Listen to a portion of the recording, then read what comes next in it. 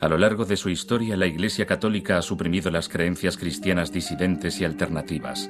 El fenómeno editorial representado por la obra de Dan Brown, El Código da Vinci, examina la posibilidad de que María Magdalena y Jesús hubieran tenido un hijo. Mucho antes de la tristemente célebre Inquisición, en el siglo XIII, esta polémica creencia originó una cruzada por Cristo en la que fueron asesinados 100.000 pacíficos cristianos en el sur de Francia, conocidos como los cátaros. Yo quisiera darme el lujo de tener una fe absoluta, incuestionable. Pero no es así. Sigo buscando. De hecho, escribí esta novela como parte de mi propia búsqueda espiritual. Nunca me imaginé que podría llegar a ser tan polémica. Sé que hay mucha gente por ahí, y más ahora que he leído la prensa en New Hampshire. Yo sé que hay mucha gente que no está de acuerdo conmigo, que dicen un montón de barbaridades sobre mí, que me ridiculizan. Sé que muchos de ellos han publicado por ahí algunas listas con mis defectos, mis errores, mis incorrecciones. Y lamentablemente, creo que la mayoría de estos críticos no han captado nada de la idea principal de mi novela, que es una verdad simple, fuera de toda duda. Antes de los últimos 2000 años, vivíamos en un mundo de dioses y diosas. En cambio, hoy, vivimos en un mundo que es solo de dioses. En la mayoría de las culturas, a las mujeres se les ha quitado su poder espiritual y nuestras filosofías, despóticas y predominantemente masculinas, tienen una larga historia de violencia y sangre que dura hasta hoy. Yo he terminado por aceptar que la ciencia y la religión son compañeras. Son una pareja. Son simple y llanamente dos lenguajes diferentes que tratan de contar la misma historia. Las dos son manifestaciones del empeño del hombre por comprender lo divino. Solo que mientras la ciencia se centra en las respuestas, la religión se recrea en las preguntas.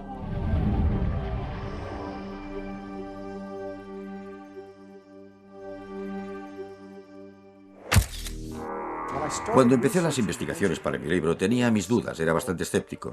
Hasta cierto punto lo que yo quería era refutar todo lo que de esa historia salía a relucir en los libros. Pero después de 3 viajes a París y de hacer un montón de entrevistas, me convertí en un creyente.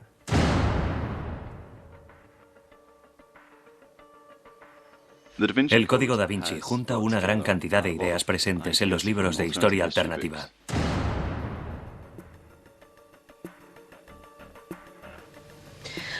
Creo que lo primero que tenemos que recordar sobre el libro de Dan Brown, El Código da Vinci, es que se trata de una novela, un entretenimiento. Se supone que te va a tener siempre intrigado. Quieres saber qué les pasa a los personajes, si encuentran lo que buscan, y todo esto es realmente estupendo. Le estamos muy agradecidos porque nuestro libro, Las revelaciones de los templarios, que salió publicado hace 7 años, se menciona como una autoridad en el libro de Brown, por su nombre, por su título. Y la verdad es que esto es fenomenal, porque gracias a eso nuestro libro ha despegado, a pesar de que el nuestro no es una novela. Nuestro libro es el resultado de una investigación muy intensa sobre varios temas de mucha profundidad. Por desgracia, Dan Brown no parece haber entendido algunas de nuestras investigaciones a las que se refiere en su libro. Pero de todos modos está bien porque revierte en nuestro beneficio. La gente ve que se habla de nuestro libro en el libro de Dan y luego lo buscan para comprarlo. No nos podemos quejar. Lo que Dan Brown ha hecho muy hábilmente es juntar algunas de estas ideas y meterlas en un thriller moderno.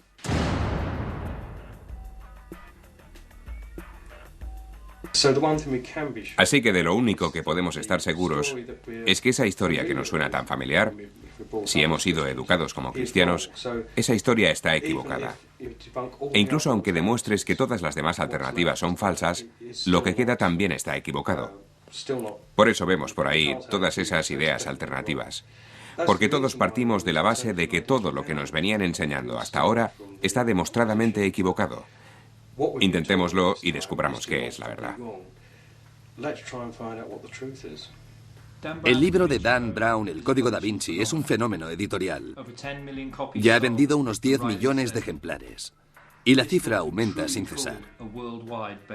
Podemos decir que este libro es un bestseller de carácter mundial. Sin embargo, nunca un libro había dado lugar a tantas discusiones. Muchos lo defienden, mientras otros lo vilipendian por blasfemo y hereje. ¿Qué hay de verdad en él? ¿Cuál es el misterio del Código da Vinci? ¿Existe realmente un código da Vinci? Soy Simon Cox y he escrito el primer diccionario del Código da Vinci.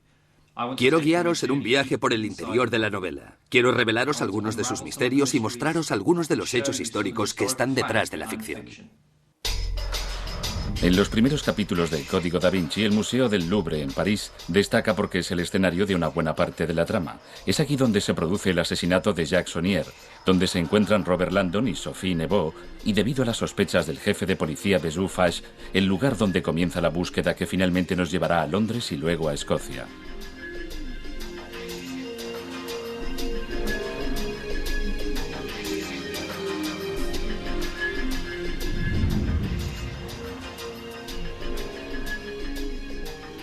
Realmente creemos que hay verdaderas evidencias, más allá de la ficción, de varios encubrimientos. Uno tiene que ver con Juan el Bautista y su estatus. Otra verdad oculta tiene que ver con María Magdalena y el estatus que se le da, lo que de hecho influye sobre la forma en que la Iglesia ha tratado a las mujeres durante 2000 años.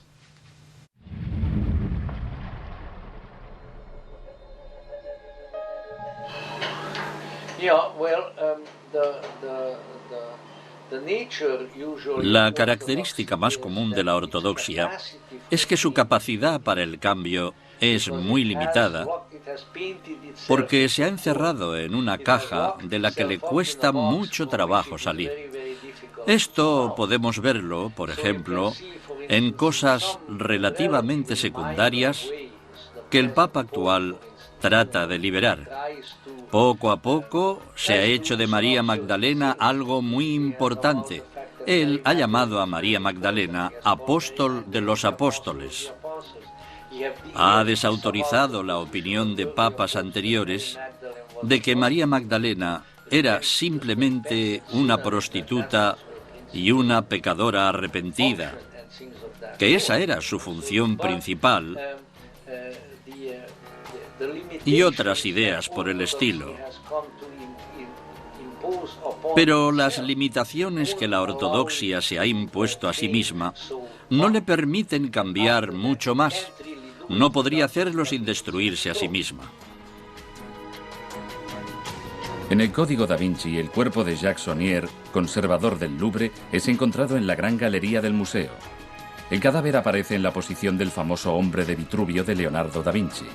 Muchos visitantes modernos de la Gran Galería han pasado con prisa ante las numerosas colecciones de grandes obras maestras que cubren las paredes de este extraordinario lugar para llegar al maravilloso cuadro de la Mona Lisa ubicado al final. Es en la Gran Galería donde Sophie y Robert hallan la información sobre lo que se esconde detrás del famoso cuadro de Leonardo, La Virgen de las Rocas, donde está la llave de una caja de seguridad del Banco de Depósitos de Zúrich.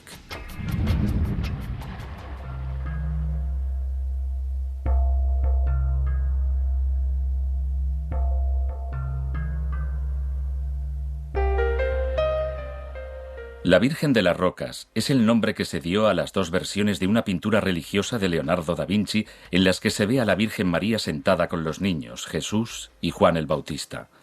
Los acompaña un ángel que se cree que es el arcángel Uriel. La composición es triangular y la Virgen María está en el vértice superior.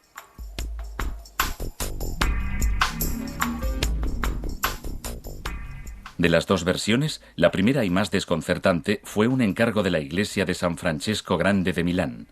Este cuadro presenta una gruta en las rocas en la que la Virgen María está sentada al centro. Junto a ella hay dos niños, Jesús y Juan el Bautista, con Uriel arrodillado a su izquierda detrás de uno de los niños. Se cree que este niño es Jesús, sentado con las piernas cruzadas, algo lejos de María. Tiene la mano derecha levantada en el gesto de bendecir y la apunta hacia el otro niño. Encima, la mano de María parece bajar y quedarse en suspenso sobre su cabeza. Detrás de este niño, Uriel señala hacia el otro niño sentado a la derecha de María. Se cree que este otro niño es Juan el Bautista, que une las manos como en un rezo, mientras la mano derecha de María se posa sobre su hombro. Pero si se mira el cuadro con objetividad, parece más probable que el niño que reza sea Jesús y no Juan el Bautista, ya que está sentado más cerca de la Virgen María, y de hecho ella lo abraza y lo protege. Tiene sentido en este caso que el otro niño que se sienta un poco más lejos de la Virgen sea Juan el Bautista, bajo la protección del arcángel Uriel, a quien suele aparecer asociado.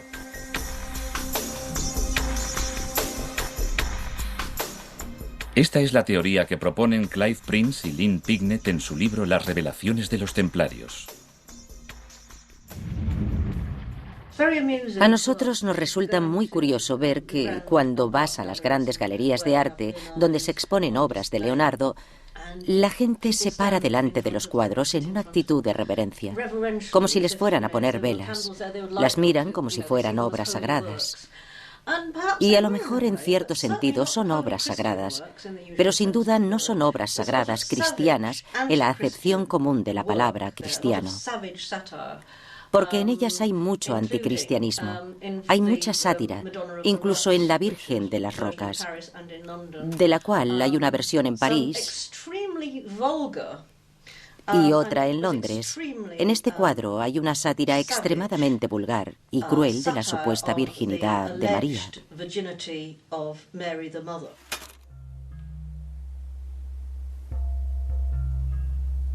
En la segunda versión del cuadro, que ahora se conserva en la Galería Nacional en Londres, las figuras son ligeramente más grandes y tienen aureolas en la cabeza. El arcángel Uriel ya no apunta hacia el niño que está a la derecha de la Virgen María, el cual ahora sostiene la cruz de Juan el Bautista.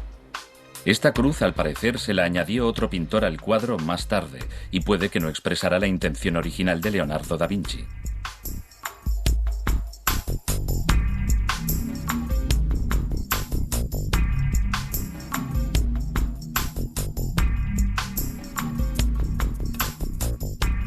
La segunda versión del cuadro puede que se haya hecho para eliminar la ambigüedad de la anterior respecto a los dos niños. La primera versión parece expresar la tradición de los templarios de venerar a Juan el Bautista más que a Jesús. Así que no es de extrañar que la hermandad que encomendó la pintura rechazara la primera versión, pues no representaba adecuadamente su ideal de la Sagrada Familia refugiándose en una cueva en Egipto durante la huida de Herodes.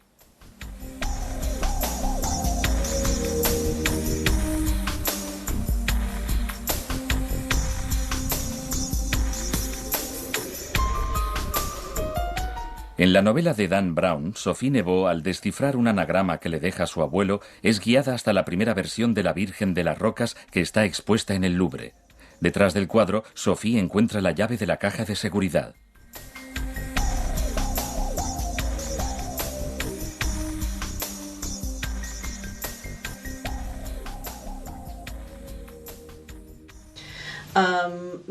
Leonardo no era cristiano.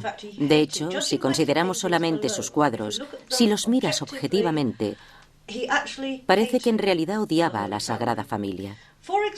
Por ejemplo, siempre que se pintaba a sí mismo en sus cuadros, era muy aficionado a hacerlo, se ponía a sí mismo en sus obras, se pintaba de espaldas a la Sagrada Familia.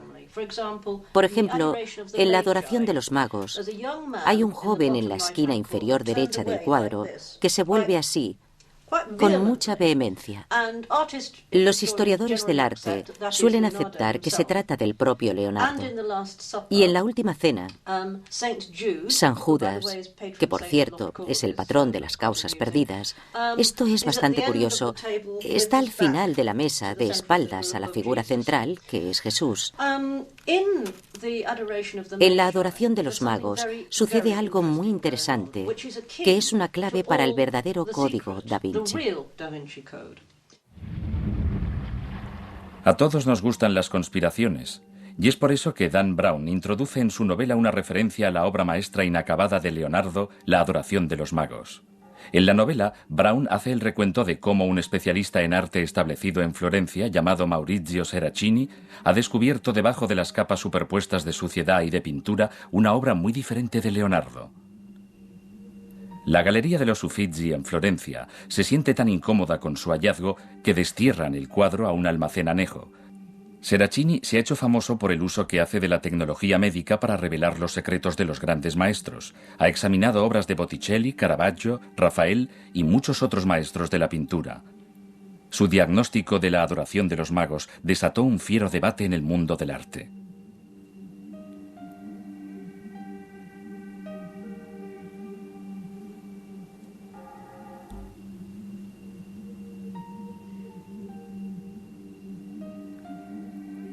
Seracini llegó a algunas conclusiones extraordinarias y controvertidas. Según él, nada de lo que vemos hoy en la adoración fue puesto ahí por Leonardo. Seracini cree que una mano muy posterior aplicó torpemente las capas de pintura marrón y naranja que ahora adornan el lienzo. Señala que muchos de los rasgos están totalmente desprovistos de la finura y la calidad del trazo de Leonardo, sobre todo en la representación de la anatomía humana. Su teoría se apoya en el descubrimiento de una escena totalmente distinta debajo de la obra actual.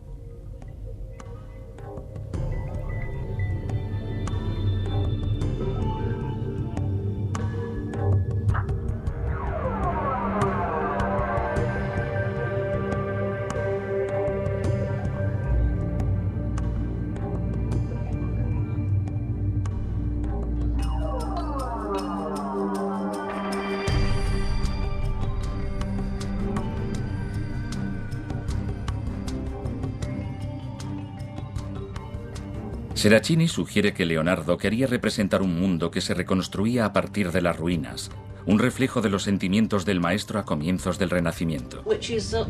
Esto es lo más asombroso de todo lo que Dan Brown puso en su libro. En la adoración de los magos, si te fijas en el primer plano de la pintura, ves que la gente que adora a la Virgen y al niño son todos espantosos. Parecen muertos vivientes.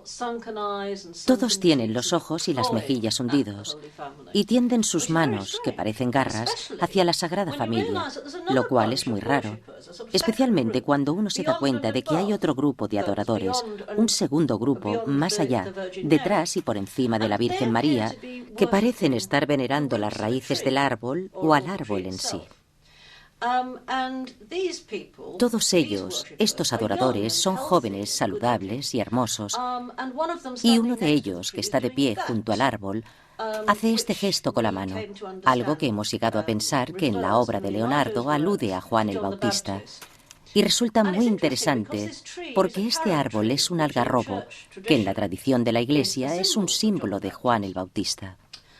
De modo que lo que tienes es a Leonardo que no mira, que le está a la espalda a la Virgen y al niño. Tienes a los adoradores de la Virgen y el niño, que parecen ser seres de otro mundo, figuras infernales, y los devotos de los símbolos asociados a Juan el Bautista, que son jóvenes y saludables. Así que uno podría pensar que Leonardo tenía algún tipo de interés por Juan el Bautista, y sin duda lo tenía a juzgar por esta y otras pinturas. Leonardo da Vinci, como Miguel Ángel y otros, es una de las grandes figuras del Renacimiento, y todo el mundo en aquella época se veía influido por el resurgimiento de una espiritualidad alternativa, en gran parte mediante fuentes herméticas y cabalísticas.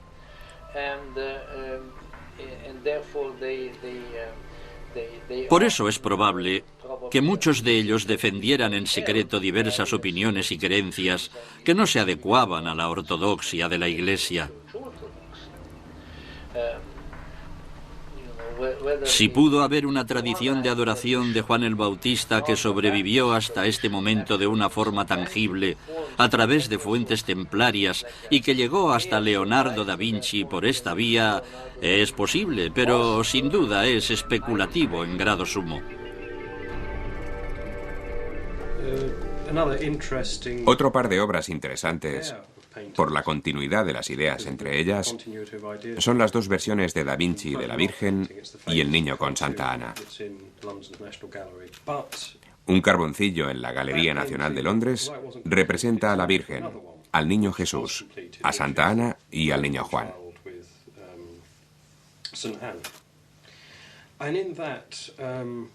En la segunda pintura vemos básicamente la misma escena, excepto porque el niño Juan ya no está en el cuadro, ha sido sustituido por un cordero. Aunque ahora Jesús sea llamado a menudo el Cordero de Dios, porque según los Evangelios fue Juan el Bautista quien señaló a Jesús y dijo, «Este es el Cordero de Dios», el símbolo también se usaba a menudo para Juan, como muestra claramente este cuadro. Y a propósito, también este último símbolo era usado por los caballeros templarios. Así que, en este cuadro, El cordero representa claramente a Juan el Bautista. Y si miras la manera en la que Jesús juega con el cordero, verás que el cordero no es feliz. Al cordero lo están maltratando.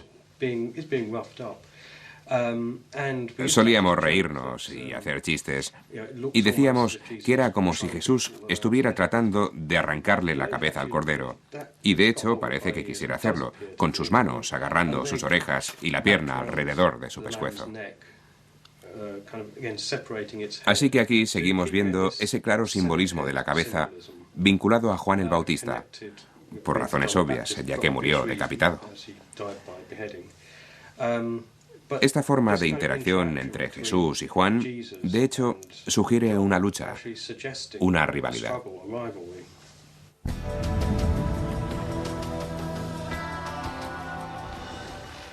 La Última Cena está considerada la mejor obra de arte de Leonardo.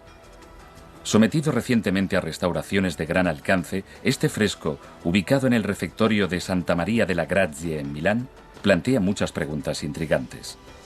La figura central muestra a Cristo en la Última Cena rodeado por los apóstoles. Esta escena es el origen del rito de la Eucaristía, que constituye el rito central de la Sagrada Comunión de la Iglesia cristiana. Notad, sin embargo, que en el cuadro de Leonardo falta el cáliz o copa que se requiere para este ritual. ¿Está Leonardo insinuando un significado diferente para el Santo Grial?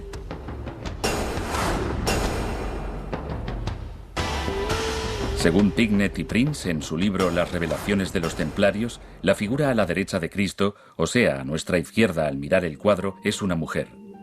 En su libro, Dan Brown hace que Lee Tibing explique que esta figura no es otra que María Magdalena. Dentro de la Última Cena, Leonardo refleja el momento en que los apóstoles oyen a Jesús decir que uno de ellos lo traicionará. El pintor captó en sus rostros las diferentes reacciones ante esta terrible noticia.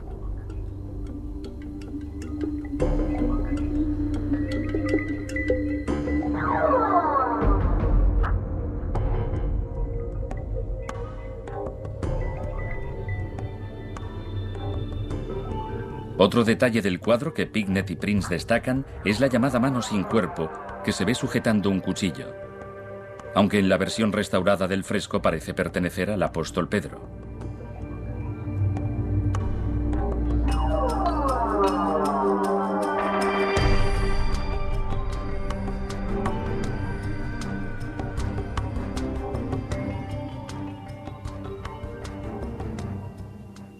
La posible figura femenina aparece muy cercana a Pedro, quien parece extender una mano amenazante sobre su cuello.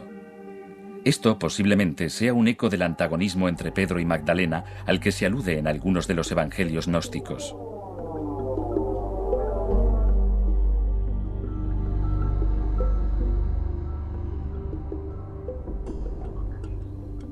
Como se menciona en la Revelación y el Código da Vinci, los dos personajes centrales usan ropas idénticas, pero de colores opuestos, azul y rojo, y sus cuerpos, alejados uno del otro, forman una letra M.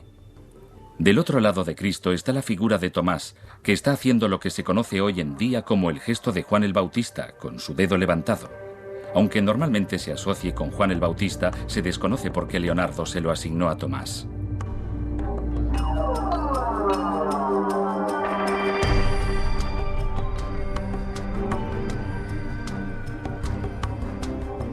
Especialistas y académicos por lo general están de acuerdo en que la figura que está de espaldas a Jesús es un autorretrato de Leonardo como el discípulo Tadeo. Parece que Leonardo, en medio de esta escena tradicional y muy familiar, se las ingenió para sazonar la obra con simbolismo, misterio e intriga a partes iguales. Muchos de los personajes pintados por Leonardo da Vinci parecen tener una sexualidad ambigua.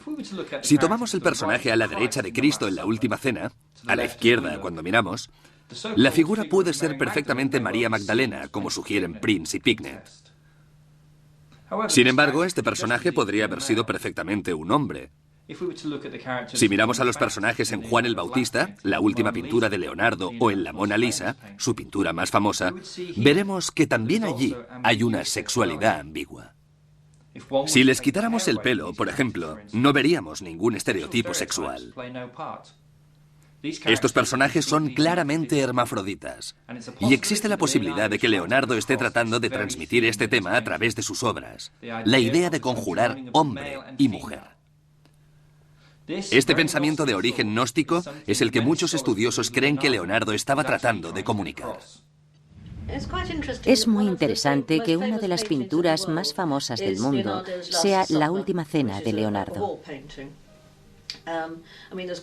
Hay copias de la obra en todas partes, hasta en alfombrillas de baño.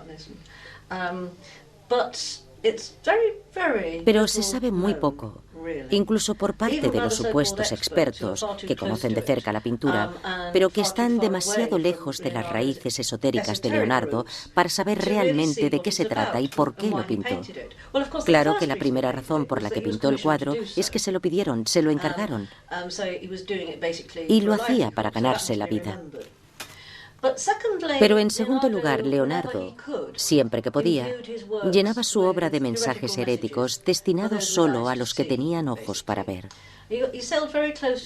Se arriesgaba mucho, si tenemos en cuenta lo que le pasaba a la gente que hacía cosas como estas y no se salía con la suya. Pero en su La Última Cena, muy famosa ahora gracias a Dan Brown, es una mujer quien está sentada cerca de Jesús, y no el joven San Juan. Es como una mezcla, porque este personaje tiene una barba rala. Es una barba simbólica, y por lo que sabemos, Magdalena tenía una ligera barba. Ella está inclinada, y ambos forman una M muy grande, que creemos puede ser una pista para determinar quién es esta persona. Y otra pista quizás es el hecho de que Jesús está usando una túnica roja y un manto azul que cuelga sobre su hombro. Y este personaje, la llamaremos María Magdalena, está usando un atuendo opuesto. Ella lleva una túnica azul y una capa roja. Y parecen literalmente unidos por las caderas, a pesar de que ella se incline hacia nuestra izquierda. No tienes cómo entender el por qué si lees solo el Nuevo Testamento, pero en gran cantidad de textos prohibidos y heréticos se explica con detalle que ellos son amantes. No casados, como Dan Brown y otros afirman, sino amantes. Tal vez en un sentido ritual y sagrado del sexo, es casi seguro, pero ¿eran también amantes en el sentido habitual? ¿Quién sabe? En La Última Cena hay también muchas cosas que demuestran que la gente no mira realmente el cuadro. Por ejemplo, hay una mano con una daga que amenaza el vientre de un discípulo. Y ya he escuchado a un supuesto experto mundial sobre Leonardo decir que es la mano de algún discípulo. Pero la verdad es que hemos tratado de hacerlo y hay que ser un contorsionista. La pregunta clave es, ¿por qué hay que ser un contorsionista para clavarle una daga a alguien en la barriga? Para nosotros lo interesante es, y se trata de algo típico, de cómo la gente ve las grandes obras de arte sacro, que prácticamente nadie se da cuenta de la mano o la daga. Simplemente no los ven porque no esperan que estén aquí. Otras cosas en La Última Cena. Leonardo se pintó a sí mismo como San Judas, el segundo discípulo a la izquierda de Jesús, y le da la espalda a Jesús. Otro elemento interesante es que hay un discípulo sentado cerca de Jesús que hace esto, el gesto de San Juan Bautista, prácticamente en la cara de Jesús. ¿Podría ser un recuerda a Juan el Bautista? ¿Quién sabe? Pero sin duda en las obras de Leonardo este gesto siempre representa a Juan el Bautista, incluso si no está presente físicamente, y por supuesto no lo está en La Última Cena. Es interesante que el personaje que se parece a María Magdalena, que es probable que sea María Magdalena, tenga una mano que le corta la garganta. y esta mano sea de San Pedro. Y es curioso que, de acuerdo con los libros prohibidos, los evangelios perdidos, algunos de los cuales circularon en época de Leonardo, en los movimientos clandestinos y en las sociedades secretas, San Pedro y Magdalena se echaban las manos al cuello. Básicamente, Pedro la odiaba. Odiaba su influencia sobre Jesús y odiaba el hecho de que ella fuera la favorita de Jesús, y la amenazaba. Y en uno de estos libros, María Magdalena le dice a Jesús: le tengo miedo a Pedro porque me amenaza y odia todo mi sexo. Y aquí en el cuadro, en esta M gigante de la que él forma parte, y Pedro también forma parte un poco de la letra, él la amenaza visiblemente. La última cosa que me gustaría señalar es que, aunque esto represente la escena sagrada en la que Jesús instituye el sacramento, en el que el vino representa su sangre y el pan su cuerpo, aún así falta el cáliz delante de Jesús. De hecho, hay muy poco vino en toda la mesa. Estaría Leonardo, que sabemos por nuestra investigación que odiaba a la Sagrada Familia, diciendo que este hombre nunca había derramado su sangre por ti. También, aunque haya mucho pan en la mesa, vemos que muy poco ha sido partido. ¿Estaría diciendo que este hombre nunca había cortado su cuerpo en la cruz por ti? Esta es una postura muy radical, y creo que la única gente que conozco que asume este tipo de posición eran los mandeanos, que nunca fueron cristianos, aunque hayan adoptado ese eufemismo de cristianos de San Juan. Ya sabes, los sacerdotes, los cruzados y otros cristianos, pero ellos nunca fueron cristianos. Dentro de las más cristianizadas variantes de la tradición esotérica, no es demasiado probable que sostuvieran que Jesús se había reservado el papel mesiánico de Juan, sino que probablemente decían que ha habido varios mensajeros de la luz a lo largo de la historia. Ha habido varios Mesías y no solo un único Dios concebido. Y uno de ellos fue Juan. Y Jesús también, de una forma distinta. Y quizás no fue el mismo Jesús, sino sus seguidores, los que eclipsaron la importancia de Juan y dijeron que era un loco, que no era ni la sombra de aquel que vendría después y todo eso, y lo empezaron a considerar una figura menor. Y tal vez aquí fue donde se originó la injusticia y la distinción equivocada. Pero esta gente también dirá que habrá otros, tal vez pronto, tal vez tarde, no lo sabemos. Pero la llegada de mensajeros mesiánicos de lo alto es un proceso continuo en la historia y, por supuesto, para las mentes ortodoxas. Esto le quita la gloria a Jesús, porque se supone que Él ha sido el único. Se trata esencialmente de una aplicación del principio monoteísta, un solo Dios, una sola ley, un solo camino.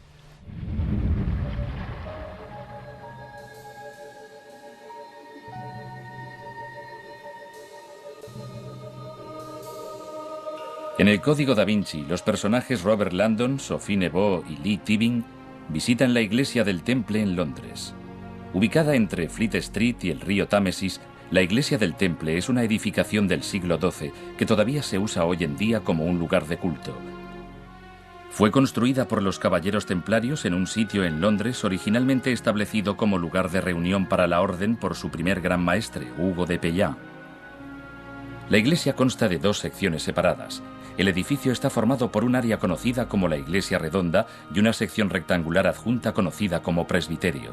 La iglesia redonda se basa en el diseño de la iglesia de Jerusalén del Santo Sepulcro y conserva las tradiciones de los caballeros templarios. La iglesia redonda fue consagrada el 10 de febrero de 1185 por Heraclio, el patriarca de Jerusalén. Se cree que Enrique II, el rey de Inglaterra, estuvo presente en la ceremonia. En esta iglesia redonda se encuentran algunas de las figuras más interesantes del edificio. Tal y como se dice en el Código da Vinci, la iglesia es conocida por las esculturas en mármol de 9 caballeros que hay en el suelo en la parte central. Los personajes en la novela han venido para ver un caballero enterrado por el Papa, una pista que creen que los conducirá hasta el lugar donde está guardado el Santo Grial. En el Código da Vinci se cita a los templarios, ya sea en asociación con el Santo Grial o en relación con su posible descubrimiento del supuesto tesoro del Templo de Jerusalén. Esta orden religiosa y militar se creó en 1118 cuando un caballero de Champagne, Hugo de Peyat, y sus 8 compañeros de cruzadas, unidos por un voto ante el rey Balduino de Jerusalén, juran proteger a los peregrinos que viajan por Tierra Santa. Los caballeros pidieron específicamente establecer su sede en el Monte de Templo, al cual le dieron el nombre de Templum Dominae, pero se pasaban más tiempo excavando debajo del templo que escoltando peregrinos. La Iglesia premió sus servicios militares eximiéndolos del pago de los impuestos eclesiásticos normales, lo que permitió a los templarios aumentar el número de sus miembros y volverse increíblemente ricos y poderosos. Además de poseer enormes extensiones de tierra y una inmensa flota, los templarios fueron los primeros banqueros internacionales de Europa. La orden también ganó reputación de estar obsesionada con los rituales secretos, lo que permitió a sus enemigos jugar la carta de las acusaciones de herejía cuando el rey francés Felipe IV decidió usar todas sus fuerzas contra ellos, ya que envidiaba sus riquezas y temía su poder militar. El rey recibió el apoyo del Papa Clemente V, quien estaba convencido de que los templarios querían destruir a la Iglesia. El viernes 13 de octubre de 1307, un número significativo de caballeros templarios fueron arrestados en Francia. Se piensa que los actos que siguieron a estos arrestos, entre los que se cuentan las confesiones logradas mediante la tortura, juicios amañados y falsificados y ejecuciones sumarias, llevaron a la creencia de que el viernes 13 es un día de mala suerte, una superstición que mucha gente mantiene aún. A pesar de todos esos esfuerzos oficiales por aniquilar a la orden y de la disolución de la misma por el Papa, se supone que los miembros que sobrevivieron a la persecución y a la masacre escaparon por mar llevando consigo la mayor parte de su fabuloso tesoro, incluyendo antiguas reliquias de la Iglesia, y se trasladaron a Escocia. Pasemos ahora al presbiterio. Esta es la parte del edificio que reemplazó al antiguo coro, y la construyó el rey Enrique III como expresión de su deseo de ser sepultado allí. Pero a pesar de su admiración por el temple, se descubrió después de su muerte que su testamento había sido modificado, lo cual explica por qué está enterrado en la abadía de Westminster. La iglesia del Temple ha visto desarrollarse una gran cantidad de episodios históricos entre sus muros, desde las negociaciones que llevaron a la Carta Magna o la abolición de la Orden de los Caballeros Templarios a la restauración por Christopher Wren tras un bombardeo alemán en 1941 que incendió el techo y obligó a hacer reparaciones de gran alcance que solo terminaron en 1954.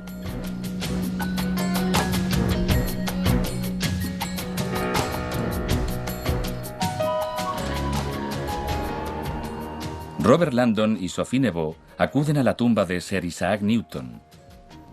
Y es aquí donde encuentran la pista final que los conduce al enfrentamiento con Lee Tevin.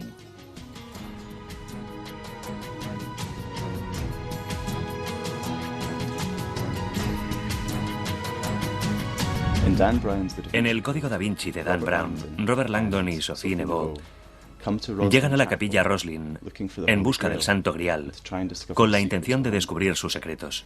De hecho, durante mucho tiempo se ha asociado Roslin con el Santo Grial, no por una relación directa con Cristo, sino como el lugar donde se cree que se trajo y se escondió la copa, el cáliz de Cristo. Hay muchas relaciones entre Roslin y el Santo Grial.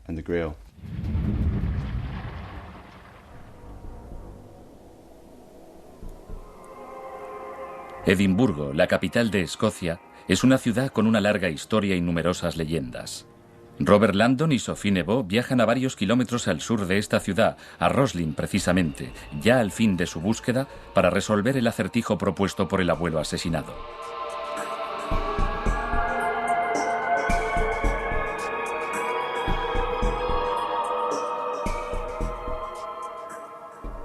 La capilla de Roslin, fundada en 1446 por el conde William Sinclair, está protegida actualmente por una estructura de acero que proporciona una plataforma para contemplar la iglesia.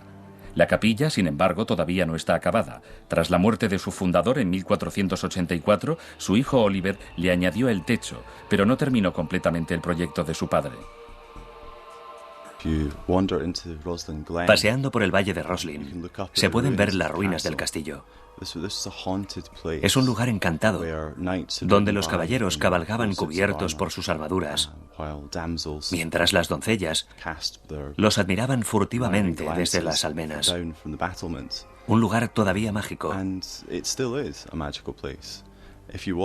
Si recorres el interior de la capilla de Roslin, verás que hay caballeros montados a caballo, hay unicornios, camellos y unos 150 hombres verdes en Roslin. Si te fijas, verás hombres verdes niños, hay hombres verdes muertos. Todos estos símbolos han permanecido por aquí durante cientos de años. Se creía que eran símbolos paganos que habían sobrevivido al cristianismo. Pero la verdad es que simbolizan sobre todo la vida en la naturaleza, las estaciones y también las etapas de la vida de una persona. Y en Roslin tienes la sensación de que la capilla está viva. Cada palmo de la capilla está cubierto por hojas y flores, de tal manera que casi te parece imaginar que caminas por el valle, entre sus árboles, y luego entras en una capilla.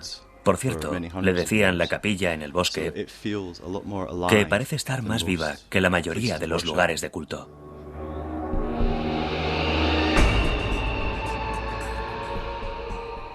Dentro de la capilla, la decoración escultórica es admirable por su variedad de animales, de plantas, ángeles y demonios, todos realizados con sumo cuidado y destreza. Todo está ricamente decorado, incluso la bóveda del techo, que se alza a 12 metros sobre la cabeza de los visitantes. Los paneles están labrados con rosas, azucenas y estrellas de 5 puntas.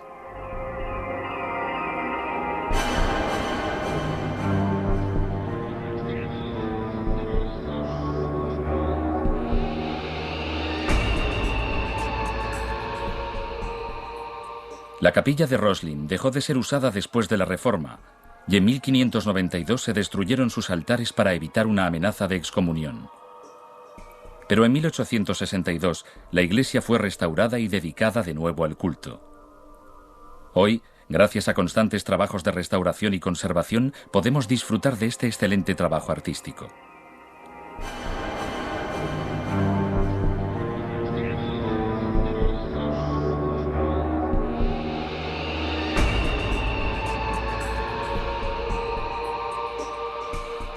Se dice que el príncipe Henry Sinclair, abuelo del fundador William, había estado en América del Norte en 1398, casi 100 años antes de que Colón descubriera el Nuevo Mundo.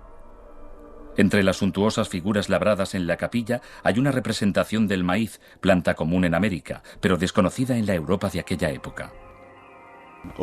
En las últimas décadas ha habido más de una docena de estudios sobre Roslin que nos salen con toda suerte de teorías misteriosas e insólitas sobre, en primer lugar, por qué se construyó la capilla, qué significan sus esculturas y qué es lo que puede estar oculto bajo Roslin.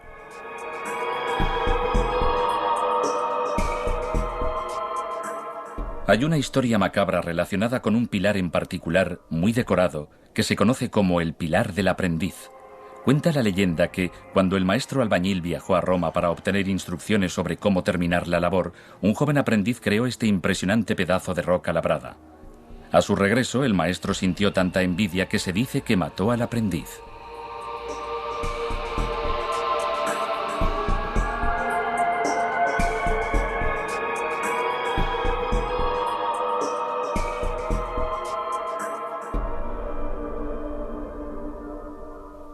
Desde su fundación, Roslin y su evocadora belleza han llevado a los visitantes a todo tipo de conjeturas sobre su significado y a ver en ellos sus destinos, terrenales o celestiales. Este es el fin de la época medieval, el comienzo del Renacimiento. Y lo que tenemos de hecho en Roslin es la cumbre de la era medieval. Tenemos todo el simbolismo, todos los personajes. Es casi como una versión en miniatura de toda la Edad Media. Tanto los eruditos como los meros aficionados han tratado durante mucho tiempo de descifrar el significado de algunos de los cientos de casetones que cubren los arcos del techo. Hay incluso un premio para el primero que resuelva el misterio. Sí, hay cientos y cientos de casetones en los arcos, al final. Cada uno de ellos tiene tallada una figura diferente. Y abundan las teorías sobre cuál es su significado concreto. Incluso hay quien piensa que si consiguiéramos realmente descifrar estos símbolos, obtendríamos un mapa con el que podríamos encontrar un lugar concreto, el sitio donde está el tesoro. Otros piensan que es música. Hay diferentes instrumentos medievales en manos de los ángeles al final de muchos de estos arcos. Así que puede que se trate de una partitura en clave de una canción medieval. Y si se ejecutara esta melodía, entonces la bóveda se abriría milagrosamente, descubriendo el tesoro. No se sabe, y es bastante probable que nunca lo resolvamos. Como afirma Max Oxbrough, en los mitos populares la capilla está vinculada a la Orden de los Caballeros Templarios, y todo lo relativo al contenido de sus bóvedas y de su cripta está rodeado de misterio. En los últimos años, muchos autores han elucubrado con que el tesoro de Roslin podría ser en realidad el Arca de la Alianza, o alguna otra pieza del tesoro de Jerusalén. O puede ser el tesoro de los Templarios, traído desde Francia.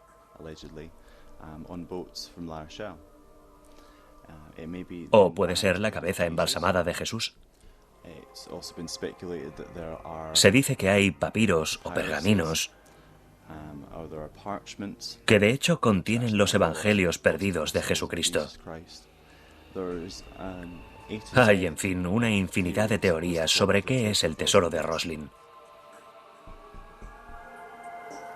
En el inventario de los posibles objetos que pueden integrar este escondido tesoro están el Arca de la Alianza, la Piedra del Destino, la Cabeza de Cristo o las riquezas de los templarios que se salvaron de las garras del rey francés Felipe IV. Dan Brown nos cuenta que la capilla de Roslin fue construida por los templarios. Nos dice que hay una estrella de 6 puntas, la estrella de David o el sello de Salomón, grabada en el suelo y gastada por los años. Nada de esto es cierto. No hay ninguna estrella de 6 puntas grabada en el suelo. En realidad no hay ninguna estrella de 6 puntas en Roslin. Hay un montón de estrellas de 5 puntas. Y este símbolo está presente por todas partes en la capilla. Las conexiones con los templarios también son totalmente falsas. La presencia de los templarios en toda la región de Roslin es evidente. Aunque, como dice Mark Oxbrough, parece que los templarios no tuvieron que ver directamente con la construcción de la capilla de Roslin. Esta cuestión todavía es discutida por muchos investigadores y autores hoy. Bajando por el camino de Roslin encontramos la aldea antiguamente llamada Balentrodach, que hoy se conoce como Temple, y fue aquí donde los templarios locales establecieron su cuartel general y su base. En efecto, según la leyenda, puede ser que los templarios hayan participado en la batalla de Bannockburn, luchando a favor de los escoceses, y posiblemente cambiaron con su intervención el curso de la guerra. Pero debo decir otra vez que muchos investigadores y autores discuten estas afirmaciones. Sea lo que sea, los templarios parecen haber desempeñado un papel muy importante en la historia de la región de Roslin y de su capilla.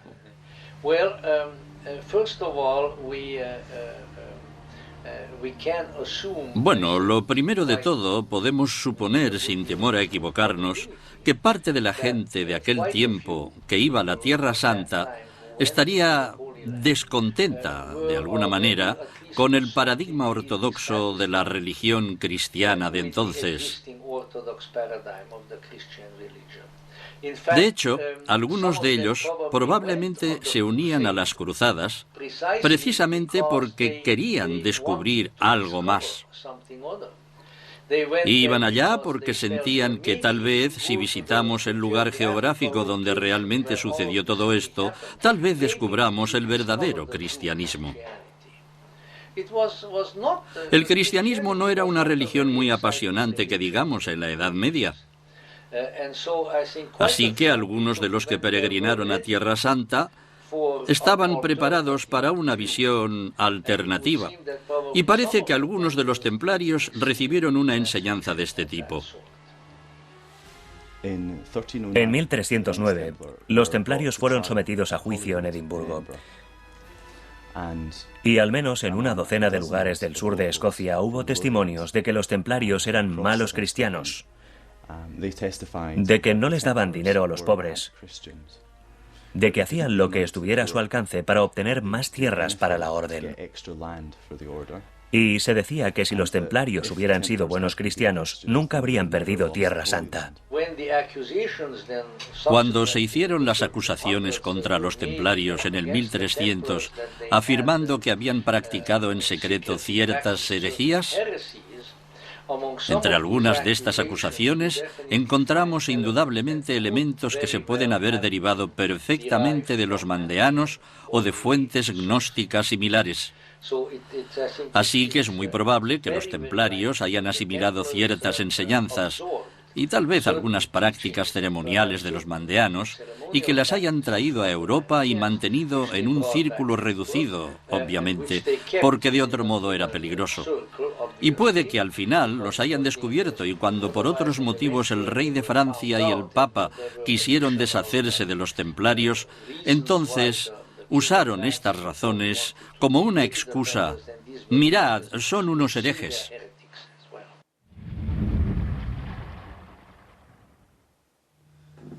En la novela, Brown se recrea mucho en esta organización secreta, describiéndolos de una manera benevolente y amigable. ¿Pero existe realmente? No se sabe a ciencia cierta. Muchos investigadores han escrito cientos y cientos de páginas sobre esta oscura organización, pero no aportan nada en concreto. No hay ninguna evidencia real de que ninguna de las figuras citadas, supuestamente grandes maestros del priorato de Sion, como Víctor Hugo, el propio Leonardo da Vinci o Jean Cocteau, no hay nada en absoluto que los vincule a esta organización.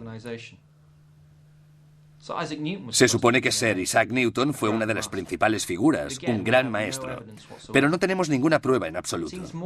Parece más probable que el priorato de Sion, tal y como conocemos hoy a esta moderna organización secreta, sea real, pero que tenga un pasado inventado. Esta sociedad secreta sin dudas existe. No la inventamos nosotros. Sinclair, como nombre, aparece en documentos sobre el priorato de Sion. Pero estos documentos se escribieron en el siglo XX. Y esta lista de personas es ficticia. Por supuesto, hay una gran cantidad de nombres reales en esta lista de grandes maestres. Pero estos Sinclairs de los que se habla aquí, Marie y Catherine, esta gente no existe. No hay nada en absoluto, no hay registros históricos sobre esas personas. Por lo tanto, se lo han inventado. Entre todo lo que considero como material fidedigno, veo que el nombre del priorato de Sion no fue inventado hasta la década de los 50. Brontë y sus seguidores no lo usan nunca, y opino que se trata de una invención reciente que trata de legitimarse a sí misma, aduciendo que estaba relacionada con otras cosas en el pasado y que era un enlace en una cadena de transmisiones o herencias, cosa que obviamente no es. El misterio del priorato de Sion está indisolublemente unido a otro misterio. Otro gran misterio francés, el de la aldea de Rennes-le-Château. La mayoría de la gente se entera de la existencia del priorato de Sion a causa del misterio que rodea a este pueblo del sur de Francia.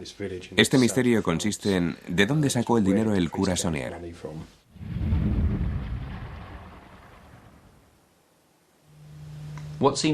Lo que parece evidente en el área de Rennes-le-Château y en el Languedoc en general es que aquí pasaban muchas cosas.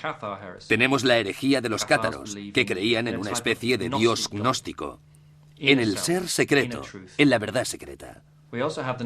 También tenemos a los templarios, que vienen a parar a esta región y que construyen muchos castillos y fortalezas.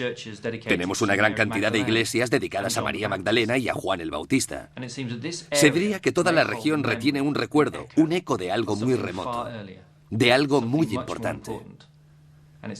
Y es esta región la que debemos explorar, creo, para obtener más de una respuesta a algunos de estos interrogantes.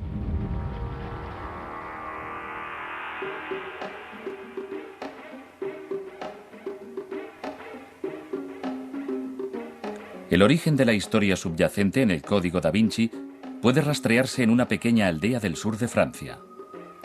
El misterio de Rennes-le-Château ha sido destacado durante años en cientos de libros. Es una historia de intrigas, de poder y de política, y de un tentador secreto perdido. Pero por debajo de todo está la leyenda del fabuloso tesoro perdido. En la zona de Rennes-le-Château ha habido asentamiento de población durante miles de años. Los visigodos establecieron un próspero reino en el siglo V, extendiéndose hasta lo que es hoy territorio español, hasta que los francos, guiados por Clovis, los derrotaron. Lo importante, según la historia secreta mantenida por el Priorato de Sion, es que los descendientes de Jesús y de María Magdalena, que vivían en el sur de Francia, se casaron en esta época con francos descendientes de judíos que habían emigrado hacia esta región provenientes de la Germania y antes de Grecia. Esta unión fue la base del linaje real merovingio. Sus emblemas eran el pez, el símbolo de Jesús, el león de Judá y la flor de lis, más tarde el símbolo de la realeza de Francia. El último rey merovingio fue depuesto en 750, pero sus poderosos descendientes participaron en la primera cruzada para recuperar los antecedentes de la familia en la Tierra Santa. Según afirma Jim Mars en Gobernado por el Secreto, fueron ellos también los que crearon el Priorato de Sion y su brazo armado, los Caballeros Templarios. El Priorato de Sion ha secuestrado en cierto sentido ese primitivo misterio, porque aseguran, consta en los dosieres secretos, que el Priorato de Sion conoce todas las respuestas del misterio de Rennes y sabe todo lo que hay detrás. Dicen que fue el Priorato quien dio a Saunier su dinero, y por eso muchos de los escritos sobre el misterio de Rennes-le-Château han involucrado al Priorato de Sion.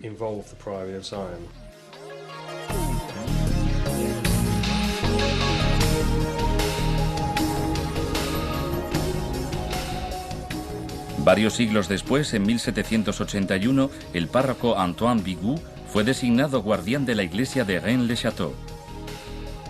También le confió un gran secreto Marie Blanchefort, miembro superviviente de una familia de la nobleza local, cuyos orígenes se remontaban a varias generaciones. Se cuenta que el cura escondió el documento en un pilar visigótico que sustentaba el altar de la iglesia y que también creó otros 2 monumentos con escritos cifrados.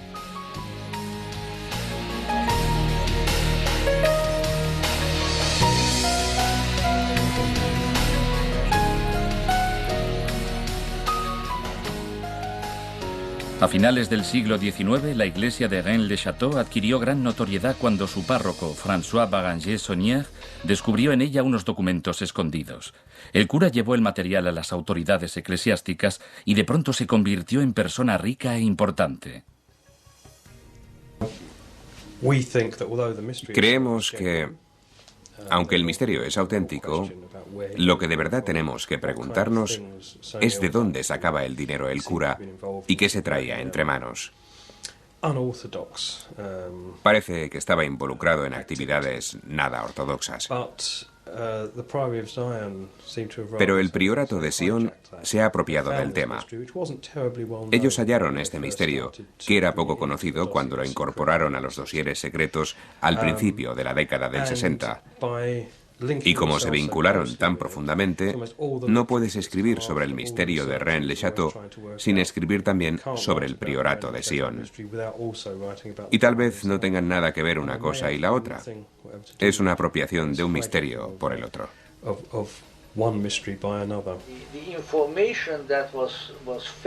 La información que se suministraba a las 3 órdenes fue en buena medida el núcleo del esoterismo francés, pero amañada y recortada por Pierre Plantard en beneficio de las hipótesis del Priorato de Sion.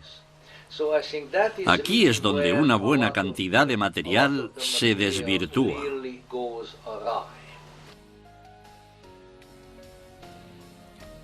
Se cree que posiblemente descubrió enterrado el tesoro de Jerusalén o las riquezas del rey merovingio Dagoberto, muerto mucho antes. Puede también que se tratara de documentos que vincularan a los descendientes de Jesús y María Magdalena con la realeza merovingia de la región y sus herederos vivos, justo lo mismo que causó la cruzada de 20 años contra los cátaros y que pudo haber tenido un papel importante en la represión ulterior de los caballeros templarios.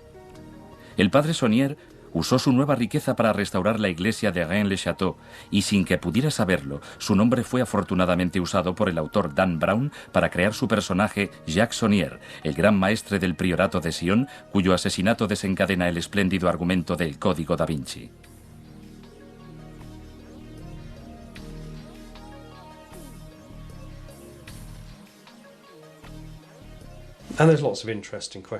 De aquí surge una gran cantidad de preguntas de interés.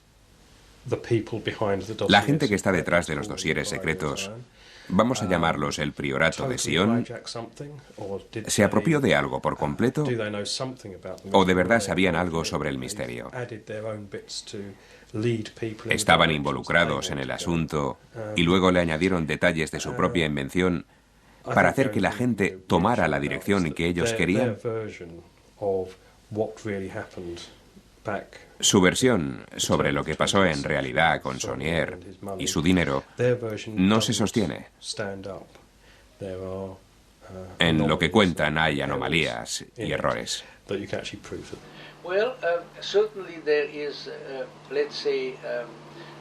Sin duda, hay una pizca subyacente de verdad. Pero la verdad está considerablemente oscurecida por una gran cantidad de material especulativo y ficticio. Y creo que se requiere una persona con mucha intuición para separar el grano de la paja. El trabajo en la iglesia progresaba. Se dijo que se había roto la losa y que se había encontrado un tesoro dentro, tal vez escondido por los nobles locales durante la Revolución Francesa. Había también un manuscrito que fue descifrado y que hace referencia a Saint-Sulpice y al artista Teniers, que no es más que un anagrama del epitafio en la lápida del marqués de Blanchefort. Se siguió con la remodelación, se levantó el altar y se descubrieron documentos ocultos. Se requería que fueran traducidos por especialistas y después de consultar al obispo de Carcassonne, Saunier visitó París y la iglesia de Saint-Sulpice.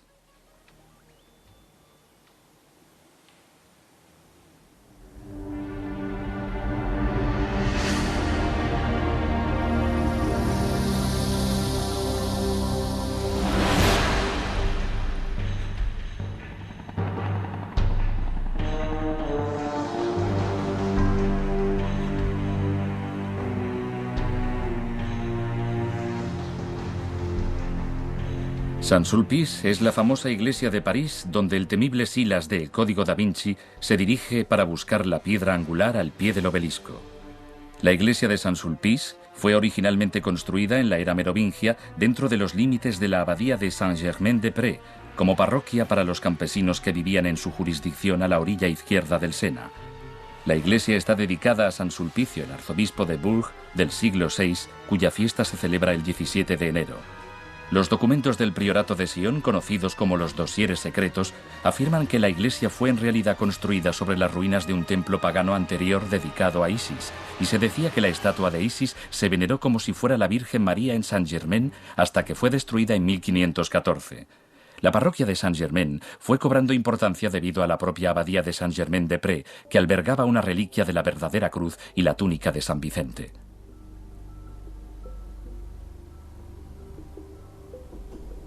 Saint-Sulpice fue continuamente reconstruida y ampliada para servir a la creciente población del lugar que se iba enriqueciendo. Las obras del edificio actual, destinado a servir como seminario de Saint-Sulpice y a rivalizar con Notre-Dame de París en tamaño e importancia, se iniciaron en 1646, pero pronto empezaron a tener dificultades financieras. 6 arquitectos lucharon por terminar el proyecto a lo largo de un período de 134 años. La iglesia contiene obras de arte de muchos artistas. La capilla de los Ángeles fue decorada por Eugène Delacroix, quien dedicó varios años, entre 1855 y 1861, a este encargo.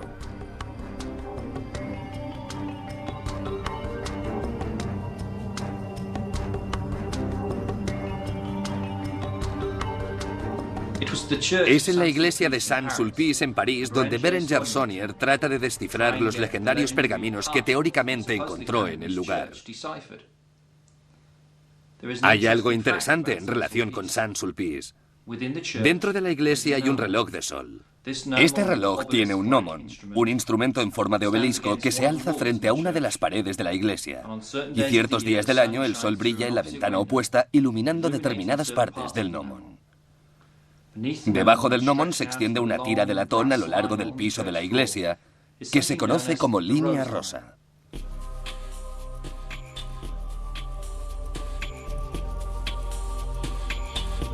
El gnomon de la iglesia de Saint-Sulpice, casi justo en la base del obelisco, es el escondite de la piedra angular que Silas busca. Este destroza una baldosa del suelo bajo la cual hay un hueco para acabar descubriendo solo una cita bíblica de Job y no el mapa que él espera. Fue el cura de Saint-Sulpice, Jean-Baptiste Long de Geiche, el responsable de recaudar los fondos necesarios para construir el reloj en 1737. El párroco quería establecer el momento exacto de los equinoccios para poder calcular la fecha en que caería la Semana Santa cada año. El reloj consiste en una línea de latón que va de norte a sur por el suelo del crucero de la iglesia. Un obelisco de mármol blanco, surcado en su centro por la misma tira de metal, tiene grabado el signo de Capricornio. El sol incide sobre esta línea en el solsticio de invierno, el 21 de diciembre. El obelisco tiene también una inscripción real en su base que conmemora el propósito de la construcción del reloj. Como la inscripción contenía los nombres del rey y sus ministros, fue borrada durante la Revolución Francesa, aunque alcanzó a ver muchos de los juicios y ejecuciones de esta época.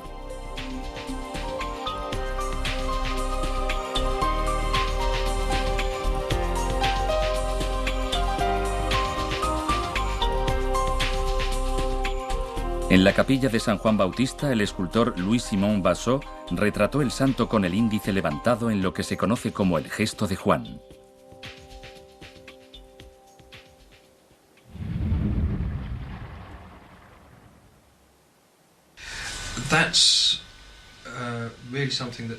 Esto es algo que Dan Brown no recoge en su libro. El autor sigue la línea de que el gran enigma que protege el priorato es la descendencia de Jesús y María Magdalena, que ellos tuvieron hijos que se establecieron en Francia y que la sociedad secreta existió durante décadas con el único propósito de proteger al linaje de Cristo de cualquier amenaza. Cuando aborda el priorato de Sion y todos los hijos descendientes de María Magdalena y todo eso, pasa a entrar de nuevo en un plano completamente diferente. Veo a Magdalena como la verdadera sucesora de Jesús, lo que puede parecer una locura. Todos dicen que es San Pedro, pero según los evangelios gnósticos era ella la sucesora. También hay un gran interrogante en lo que se refiere a su origen étnico. Yo he rastreado sus posibles raíces hasta Egipto o Etiopía y creo que probablemente se trató de una mujer negra. Cerca de la aldea de Rennes-le-Château hay un pueblecito costero llamado Saint-Marie-sur-Mer. Saint-Marie celebra el nombre de María Magdalena. Pero también allí, en una de las iglesias del lugar, en una pequeña cripta, hay una Virgen negra que no es María Magdalena o María, la Madre de nuestro Señor. Esta Virgen negra, única, representa a Santa Sara. La Iglesia Católica no reconoce de hecho a Sara como santa, pero los gitanos de esta región, de la Camarga, celebran la fiesta de esta desconocida santa todos los años en el mes de mayo. Santa Sara, según la leyenda, llegó en barco con María Magdalena y otros personajes huyendo de Tierra Santa después de la muerte de Cristo. Santa Sara tal vez fuera sierva de María Magdalena, o según otros, es bastante probable que fuera su hija, tal vez fruto de la unión de María Magdalena con Cristo. Una vez al año, esta imagen negra sale en procesión por las calles de Saint-Marie-sur-Mer. Es llevada al mar, bañada en las aguas del Mediterráneo y luego llevada en procesión de vuelta a la iglesia. María Magdalena también era una figura importante en esa forma alternativa del cristianismo. Si a partir de ella se formó una tradición independiente, es algo de lo que no tenemos evidencia. Pero sin lugar a dudas, junto con Tomás y probablemente con Felipe y Matías, ella es una de las figuras de más peso en las formas del cristianismo gnóstico alternativas de aquellos tiempos. Mi investigación me lleva a concluir que ella era la otra mitad de Jesús. Pero claro, esto no podemos deducirlo a partir del Nuevo Testamento. Desde luego, los evangelios de Mateo, Marcos, Lucas y Juan no son los únicos que existen, aunque evidentemente cualquier cristiano dirá que, por supuesto, sí que son los únicos. Pero conocemos al menos 5 docenas de evangelios gnósticos. Cuando la Iglesia adoptó su forma actual y el Nuevo Testamento llegó a ser lo que hoy conocemos, en el siglo IV de nuestra era circulaban una gran cantidad de libros que pretendían ser tan auténticos como los de Mateo, Marcos, Lucas y Juan, pero fueron eliminados de lo que luego se convertiría en el Nuevo Testamento, mientras que Mateo, Marcos, Lucas y Juan fueron incorporados. Estos otros libros fueron prohibidos enseguida, y cualquiera que tuviera uno o que los conociera era advertido de que debía deshacerse de ellos o terminaría junto con los libros en la hoguera. La Iglesia ha hecho creer a la gente erróneamente que desde el inicio hubo una iglesia o comunidad cristiana unificada. Pero en los últimos siglos se ha hecho más y más evidente que no era este el caso. Hubo comunidades cristianas independientes y semi-independientes de diversas tendencias esparcidas por todas partes a medida que la cristiandad crecía. Todas respetaban el mensaje de Jesús, pero no había uniformidad entre ellas. No eran una organización unificada. Luego, en el siglo III, cada vez más gente quería imponer su particular postura ortodoxa sobre el resto.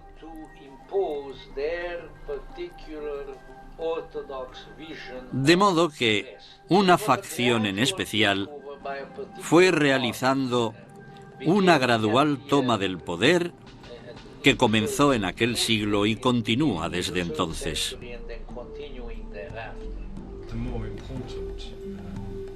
El secreto más importante tiene que ver con estas ideas heréticas en relación con Juan el Bautista. Y puede haber confundido a los lectores del Código da Vinci.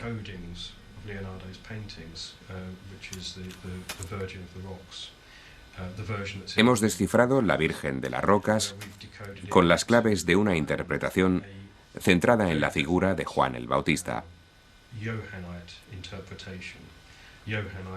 Una herejía que considera a Juan superior a Jesús.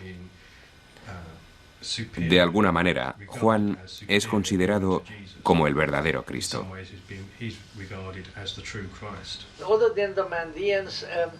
Aparte de los mandeanos, es difícil decir qué otros componentes de la tradición alternativa de Juan el Bautista hay aquí, pero sin duda algo de ella hay.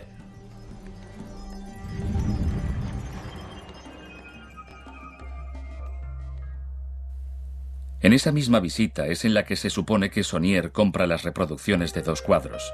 El primero es Los pastores de Arcadia, de Nicolas Poussin, que se cree que describe una tumba en el campo de los alrededores de Rennes-le-Château.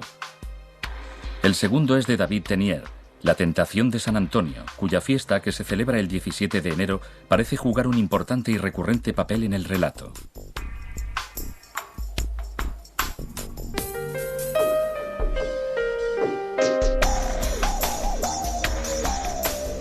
Sean cuales fueren los artefactos secretos y el conocimiento que los templarios trajeron de Jerusalén, fueron escondidos en la región de Rennes-le-Château, y esto reforzó las creencias de la secta cristiana local, los cátaros, que fue finalmente destruida por el Papa y la cruzada del rey francés contra su supuesta herejía. Un dato curioso, esta es la única cruzada en la que los caballeros templarios se negaron a participar. Cuando se leen los libros de historia alternativa sobre temas como los templarios, el Santo Grial o Rennes-le-Château, se descubre que el quid de la cuestión está siempre en las fuentes secundarias. Una buena parte de estos investigadores simplemente se citan unos a otros, o citan sus propios libros, de modo que todo acaba moviéndose en círculos. Uno de los problemas más importantes, que no creo que sea suficientemente tenido en cuenta por los escritores de hoy que hacen cosas en la línea de El Código da Vinci, es que para sostener ciertas posturas en cuestiones espirituales, uno no tiene necesariamente que recibir ciertas enseñanzas de alguien que a su vez las recibió de un tercero y así sucesivamente. En otras palabras, la transmisión horizontal no es la única forma de llegar a ciertas posiciones espirituales. Hay una posición vertical que puede ser resultado de la propia inspiración. Hay dos dimensiones. Una dimensión horizontal de la historia, con sus transmisiones y tradiciones, y una dimensión vertical que la corta en toda aquella ocasión en que alguien tiene su propia inspiración. Por lo tanto, si hay analogías entre las posiciones, esto no quiere decir necesariamente que se haya producido una conexión histórica, sino que puede ser señal de una inspiración singular. Pero como nuestra cultura está tan secularizada y es tan materialista, incluso cuando hablamos de las cosas espirituales, no nos interesamos por la dimensión vertical. Siempre miramos hacia la dimensión horizontal, lo cual constituye un error. Las dos dimensiones están presentes y avanzan juntas como en una cruz. Si Leonardo efectivamente tenía algún tipo de inclinación por la tradición de Juan el Bautista, puede que la haya adquirido de muchas maneras. Algunas pueden haberse debido a la pura inspiración, mientras que otras tal vez procedieran de la literatura hermética y cabalística y de otras muchas fuentes.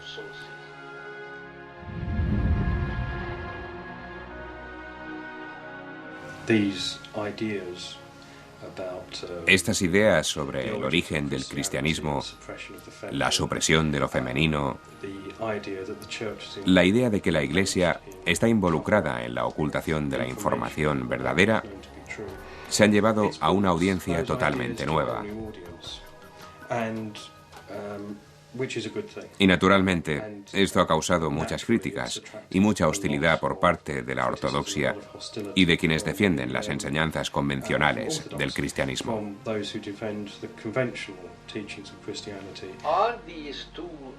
Estas dos visiones o ideas de un cristianismo alternativo ¿se remontan acaso a Juan el Bautista y al redescubrimiento de lo femenino? ¿Están relacionadas entre sí?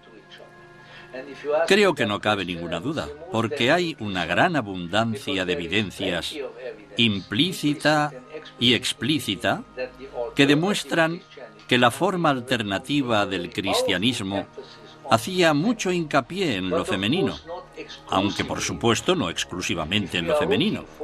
Si buscamos la diosa de la nueva era, que no es más que un Jehová rebautizado, la señorita Jehová, no la encontraremos. Pero encontraremos lo femenino a nivel metafísico, tanto si subimos al plano de lo divino como si bajamos al nivel más práctico.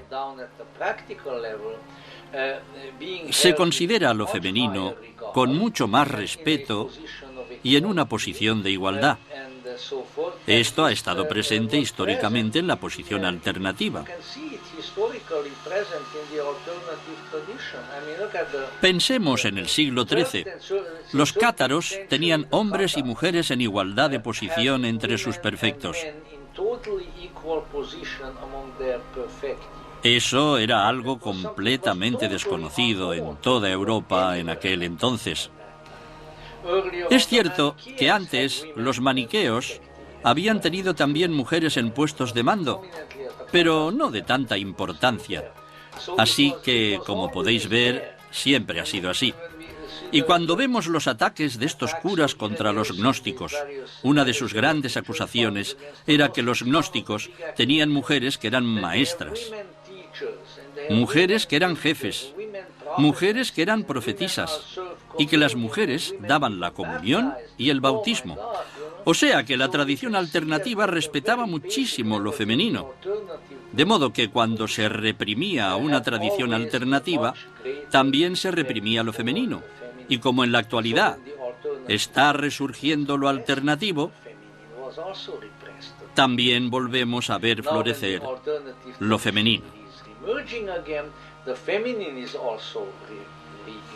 Es una conexión muy estrecha. Es muy curioso que los textos alternativos que han sido traducidos al inglés cuenten una versión muy diferente a la del Nuevo Testamento sobre Jesús y su relación con María Magdalena. En el Nuevo Testamento a ella raramente se la menciona por el nombre. Así que te preguntas por qué Leonardo da Vinci y otros pensaban que ella era tan importante. Y la verdad es que el Nuevo Testamento no te dará ninguna razón convincente. Pero si vas a otros libros, por ejemplo, el Evangelio de Felipe, el de Tomás, el Evangelio de María Magdalena, empiezas a entender. Se la describe como el apóstol de los apóstoles de Jesús. Seguramente los primeros herejes, los primeros que creyeron en estos libros, la describían así. Sin duda no fue la clásica mujer del siglo I que acompañaba al hombre o le preparaba el café. Fue muy importante. Era rica e independiente.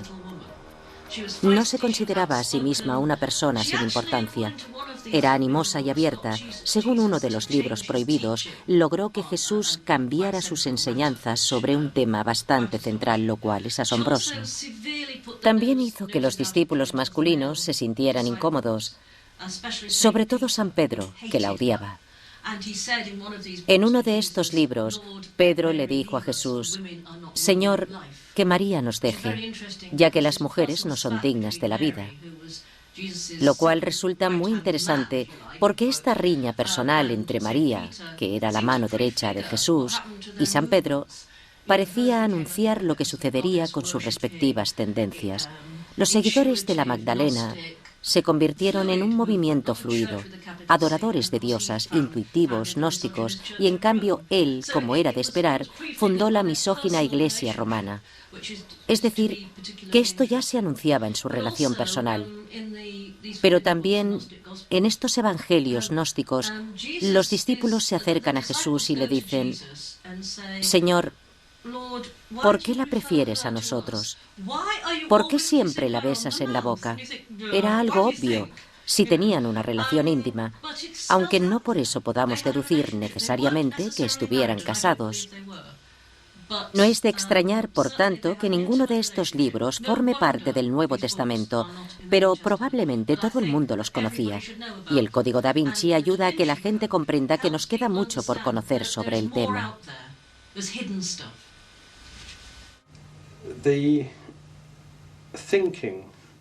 Podría decirse que la intención del pensamiento ortodoxo fue echar al fuego todos estos libros que ofrecen una versión alternativa de los orígenes, de la historia y del desarrollo del cristianismo, para que lo que se salvara fuera la doctrina convencional. Entonces, ¿qué es el Código da Vinci? Bueno, hasta cierto punto es una simple novela. Robert Langdon viene, resuelve el rompecabezas, se queda con la muchacha y salva al mundo. Lo típico. Pero en otro nivel es algo más profundo, mucho más profundo. Y Dan Brown ha abierto una senda al conocimiento y a la investigación que tenía que haber sido abierta hace mucho tiempo. Es muy probable que Jesús pensara y hubiera puesto en práctica gran cantidad de doctrinas y sacramentos que nunca se permitió que llegaran a ser parte de la ortodoxia. Esta solo acepta una parte. La otra parte quedó pendiente. Y ese es el motivo por el que el cristianismo ortodoxo ha carecido de plenitud durante 2000 años. Yo lo único que hice fue escribir una novela que explora cómo y por qué puede haberse dado este cambio. ¿Qué nos dice esto acerca de nuestro pasado? Y sobre todo, y más importante, ¿qué implica para nuestro futuro?